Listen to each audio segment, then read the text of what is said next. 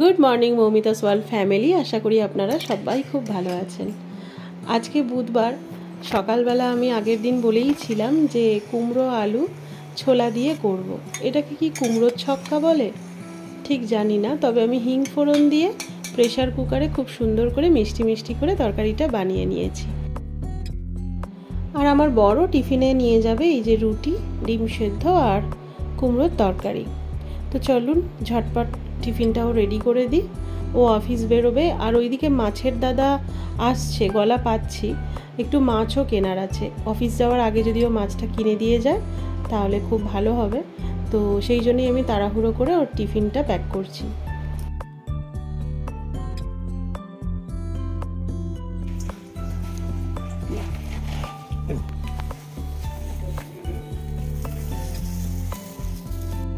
এই তো আমাদের মাছ কেনা হয়ে গেছে।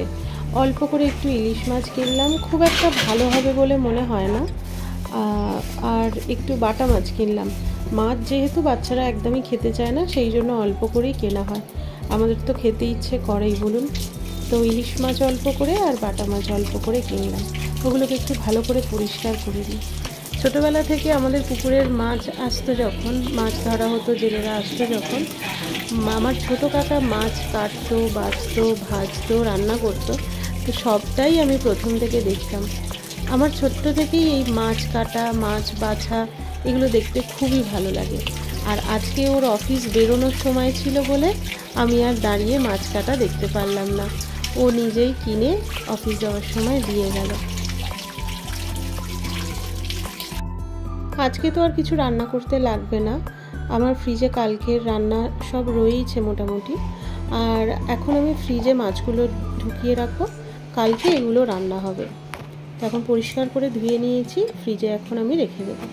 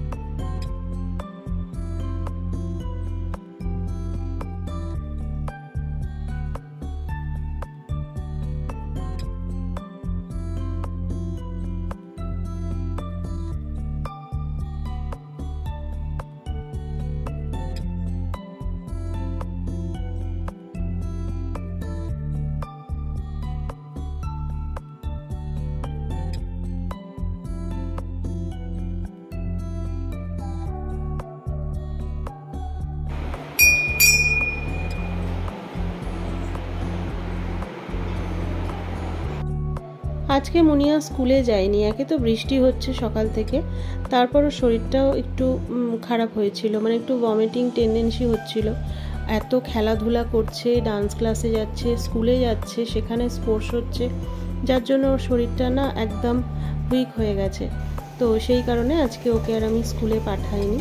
আর এখানে আমি রান্না বসিয়ে দিয়েছি, একদিকে ভাত হচ্ছে আর আরেকদিকে ডিম সেদ্ধ আর তরকারি, মাছ সমস্ত কিছুই ফ্রিজে রয়েছে। আর এখানে আমার রান্নাঘরের সামনে যে ফুল গাছগুলো দেখুন কি সুন্দর ফুলগুলো হয়েছে। আর বৃষ্টি তো সারাদিন ঝরেই যাচ্ছে। মুনি আজকে স্কুলে যায়নি, ও বাড়িতেই রয়েছে। তো সাধারণত স্কুল কামাই করতে চায় না, আর আজকে বললো মা ভালো লাগছে না, সেই জন্য আমিও আর জোর করলাম না। আর ওয়েদারটাও দেখুন খুব খারাপ, কন্টিনিউ বৃষ্টি হয়ে যাচ্ছে।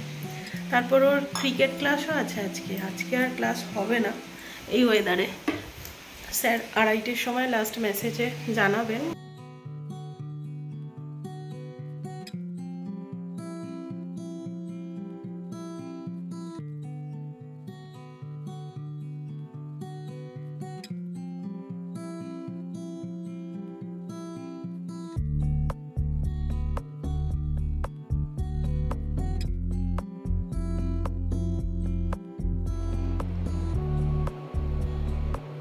আজকে বৃহস্পতিবার, বুধবার আর ভিডিওটা আমি কন্টিনিউ করতে পারিনি, তো সেই কারণে আজকে আমি ব্লগটা আবার শুরু করছি। আজকে বৃহস্পতিবার, সকালবেলা টিফিনে করছি ডিম টোস্ট।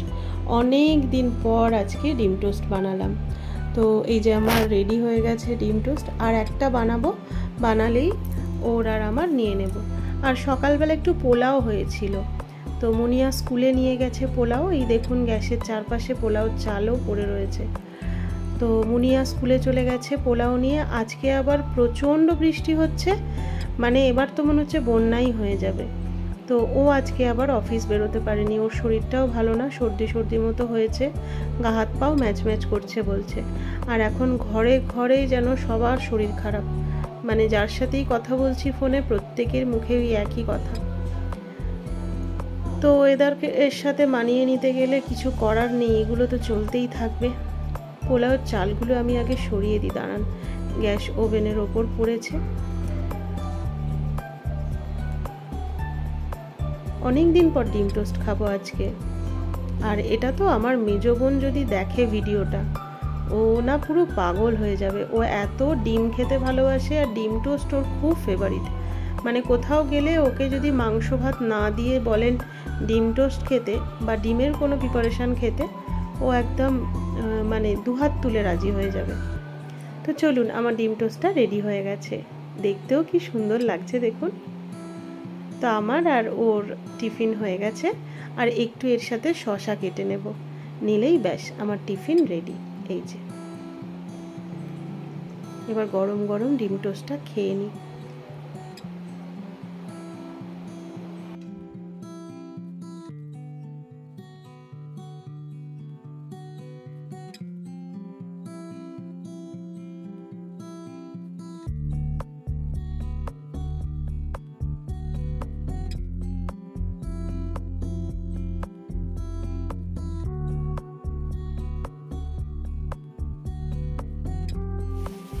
আগে আমি না খেয়েই পুজো করতাম, অনেকটা বেলা হতো আমার সংসারের সমস্ত কাজকর্ম সেরে তারপর স্নান করে ঠাকুর ঘরে ঢুকতে। তো প্রায় আমার 1টা 1:30, কোনো দিন 2টোও বেজে যেত। তো সেই কারণে শরীরটাও খুব খারাপ হতো, আর আমার তো গলস্টোন অপারেশন রয়েছে, তো সেই জন্য বেশি বেলা পর্যন্ত খালি পেটে থাকলে চলবে না। আর ঠাকুরের কাছে নাক কান মুলে ক্ষমা তো চেয়ে নিই, আর ডাক্তারও বলেছেন, প্লাস আমার গুরুদেব এসেছিলেন, তার থেকেও আমি পারমিশন নিয়ে নিয়েছি যে খেয়ে মানে টিফিনটা করে স্নান করে নিলে শুদ্ধি হয়ে যায়। তো সেই কারণেই আমি আর খালি পেটে পুজো করি না, আমি টিফিন করে পুজোটা করি। তো যাদেরই এই গ্যাস্ট্রিক প্রবলেম থাকে, অপারেশনের ব্যাপার থাকে, তাদের কিন্তু সকালবেলায় এই খালি পেটে পুজো করে কোনো লাভ হয় না। শরীরটাই যদি খারাপ হয়ে যায়, তাহলে আমি ঠাকুরকে কি করে ডাকবো বলুন। তো সেই কারণে আমি সব কিছুই মেনে নিয়েছি, কিছু করার নেই, যখন যেরাম তখন সেরাম তো থাকতেই হবে। আর এই দেখুন বৃহস্পতিবারে আমি যে রেমেডিটা আপনাদের আগের সপ্তাহে দেখিয়েছিলাম, আজকেও সেটা করলাম। আগের সপ্তাহের সমস্ত ফুল জল আমি পরিষ্কার করে ফেলে দিয়ে বাটিটা ধুয়ে আবার নতুন করে জল নিয়ে গোলাপের পাপড়িগুলো দিয়ে আমি এখন রোজ ওয়াটার স্প্রে করে দিলাম। আর অনেকের মনে হতেই পারে যে ভোরবেলা কেন ঠাকুর পুজো করে নাও না। প্রথমত আমার অনেক রাত্রিরে শোয়া হয়, প্রায় এডিট করে শুতে শুতে আমার 1টা 1:30 বাজে। আর সকালবেলা আমি সেইভাবে কোনো দিনই উঠতে পারিনি। আর সকালবেলা ঘুম থেকে উঠেই আমার অফিসের রান্না থাকে আর স্কুলের টিফিন তৈরি থাকে। তো সেই কারণে যদি আমি উঠে এই দিকটা করতে চাই, তাহলে স্কুল অফিসের জন্য খাবার দাবার আমি তৈরি করতে পারবো না, আর ওদেরও প্রবলেম হবে। তাই কিছু করার নেই, যার যেরকম সংসার, যার যেরকম পরিস্থিতি, তাকে সেইভাবেই চলতে হবে। আর ভগবান সবার সঙ্গেই থাকেন, নিজের মধ্যে থাকেন, মানুষের ব্যবহার আচারে আর মানুষের পাশে থাকলে, উপকার করলেই তিনি সাড়া দেন। তো যাই হোক, অনেক জ্ঞান দিয়ে ফেললাম। এখানে আমি ইলিশ মাছটা একটু আলু বেগুন দিয়ে ঝোল করছি, আর ইলিশ মাছের তেল হলে আর আলু ভাতে থাকলে তো আর কিছু লাগেই না। আমি তো ইলিশ মাছের তেল দিয়ে পুরো ভাতটাই খেয়ে নিতে পারি।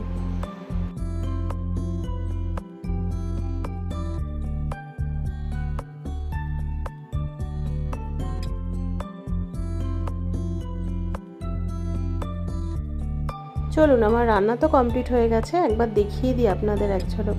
এখানে ভাত আছে, এই যে ইলিশ মাছের আলু বেগুন দিয়ে পাতলা ঝোল, আর লঙ্কা নুন নিয়ে নিয়েছি, ইলিশ মাছ ভাজা দুটো রেখেছি, আর তেল দিয়ে আমি আলু সেদ্ধটা মেখে নেব।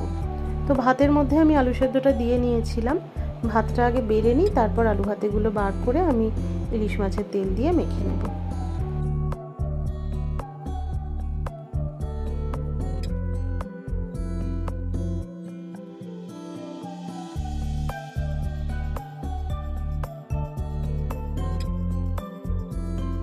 ইলিশ মাছ আমার বরাবরই খুব পছন্দের মাছ ছিল, খুব ভালোবাসতাম, কিন্তু মাঝখানে বহু দিন আমি ইলিশ মাছ খাওয়া ছেড়ে দিয়েছিলাম।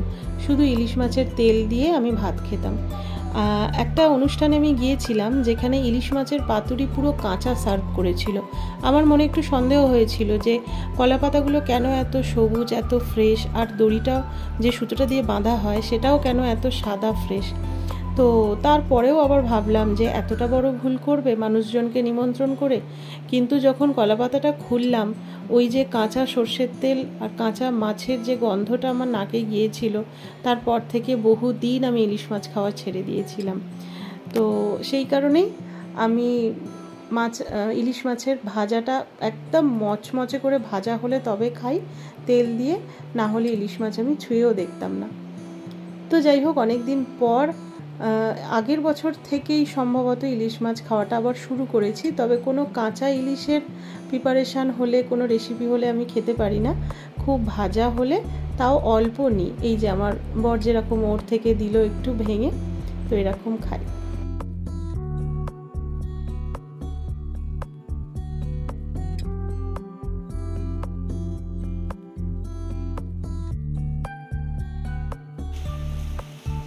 সারা দিন ধরে তো প্রচুর বৃষ্টি হলো, এখনও পর্যন্ত বৃষ্টি থামেনি।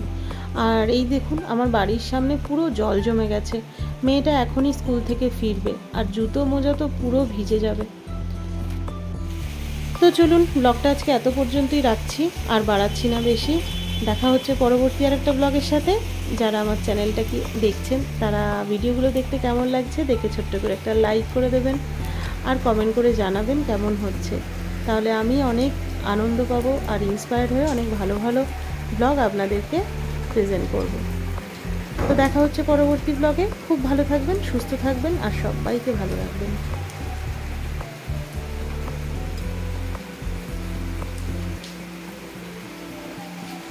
ছাতাটা খুলতে কি হয়েছে?